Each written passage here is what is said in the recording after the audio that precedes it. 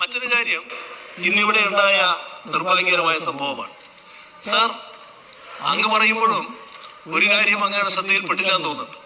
ഈ ബാനർ പിടിച്ചതിന്റെ ഭാഗത്ത് അങ്ങേ ഭാഗത്തിരിക്കുന്നയാള് ബാനറിന്റെ അറ്റത്തുള്ളൊരു വടിയുണ്ടല്ലോ, ആ വടി കൊണ്ട് വാച്ച് ആൻഡ് വാർഡിനെ തല്ലുകയായിരുന്നു. വാച്ച് ആൻഡ് വാർഡ് നേരെ ഈ വടി ഉപയോഗിച്ച് തല്ലുകയായിരുന്നു. ആ ഘട്ടത്തിലാണ് വാച്ച് ആൻഡ് വാർഡ് തടുക്കാനും പിടിക്കാനും ഒക്കെ നോക്കിയത്. ഇത് നേരെ ഞങ്ങളെല്ലാം കൂടെ കണ്ടുകൊണ്ടിരിക്കുകയാണല്ലോ. അപ്പോ നമ്മുടെ സഭക്കകത്ത് ഒരു കാലത്തും ഇല്ലാത്ത കാര്യങ്ങളാണ് സംഭവിച്ചിട്ടുള്ളത്. ഇവിടെ നമ്മളെല്ലാവരും സാക്ഷ്യം വഹിച്ചതാണ്. ഒരു പ്രകോപനപരമായ അന്തരീക്ഷവും ഇവിടെ ഇല്ല. അപ്പോഴാണ് നേരത്തെ തന്നെ അവിടെ ഒരു പ്രകോപനം ഉണ്ടാക്കാൻ നോക്കിയത് അങ്ങേ ഭാഗത്ത്.